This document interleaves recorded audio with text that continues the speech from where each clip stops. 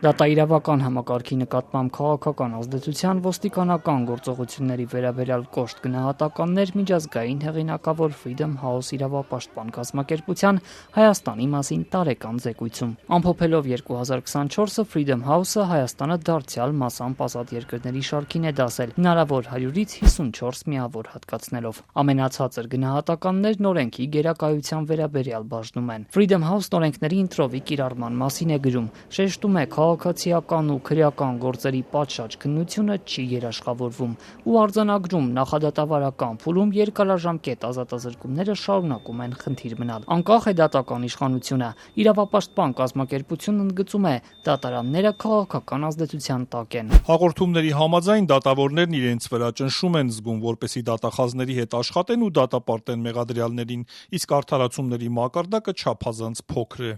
Ոստիկանների կողմից քաղաքացիներին բռնության ենթարկելու հրապարակումները նույնպես տեղ են գտել ծավալուն զեկույցում։ Տարվա գլխավոր զարգացումների շարքում Freedom House-ն առանձնացնում է Տավուշում սահմանազատումից սկիզբ առած բողոքի ակցիաները, հիշեցնելով, որ հունիսին խորհրդարանի առջև տեղի ունեցած ցույցը ոստիկանության հետ բախումներով ուղեկցվեց։ Ուժայինները հատուկ նռնակներ կիրառեցին, ինչի հետևանքով շուրջ 100 մարդ վիրավորվեց։ Իրավապաշտպան կազմակերպությունը ոստիկանության այս գործողությունները աննախադեպ է որակում։ Ըստ Freedom House-ի տարվա հիմնական զարգացումներից էր նաև վարչապետ Փաշինյանի խնդրանքով ԲԴԽ նախկին նախագահ Կարեն Անդրեասյանի հրաժարականը, ինչն ըստ զեկույցի դատական անկախության հետ կապված մտահոգություններն էլ ավելի է մեծացրել։ Ինչ վերաբերում է կառավարության հակակոռուպցիոն ու դատական բարեփոխումներին, Freedom House-ի գնահատմամբ տարվա ընթացքում չնչին առաջընթաց է արձանագրվել։ Կոռուպցիոն գործերով բարձրաստիճան պաշտոնյաների հետապնդումները հազվադեպ էին։ Իրավապահներին չի հաջողվել արձագանքել որոշ պաշտոնյաների ունեցվածքի վերաբերյալ լրատվամիջոցների հետաքննություններին։ Քաղաքական իրավունքների բաժնում Freedom House-ը վարչապետի իր թիմակիցներին ուղղված հեռանալու խնդրանքներն է առանձնացրել։ Զեկույցում տեղ է գտել падգամավոր Հովիկ Աղազարյանի հետ տեղի ունեցածը։ Freedom House-ը հիշեցնում է քաղաքացիական պայմանագիր խմբակցության падգամավոր Աղազարյանը մանդատը վայր դնելու վարչապետի հորդորը մերժելուց հետո հեռացվեց թիմից։ Խմբակցությունից հեռացրին նաև նրան աջակցած Հակոբ Ասլանյանին։ Աղազարյանն այժմ քրեական գործով է անցնում, նրան զրկել են падգամավորական անձեռնխելիությունից։ Երևանի քաղաքապետարանում ծավալվող իրադարձություններին էլ անդրադարձ կա։ Freedom House-ը հիշեցնում է իշխանություններն անցած տարի նիստերից բացակայելու պատճառաբանությամբ Ավագանու կազմից նախկին քաղաքապետ Հայկ Մարությանին ու այլ ընդդիմադիրների հեռացրին։ Նախկին քաղաքապետը որոշումը քաղաքական հաշվեհարդար որակեց։ Ինչու նախորդ գումարման ժամանակ չէիք հեռացնում ձեր տասնյակ թիմակիցներին,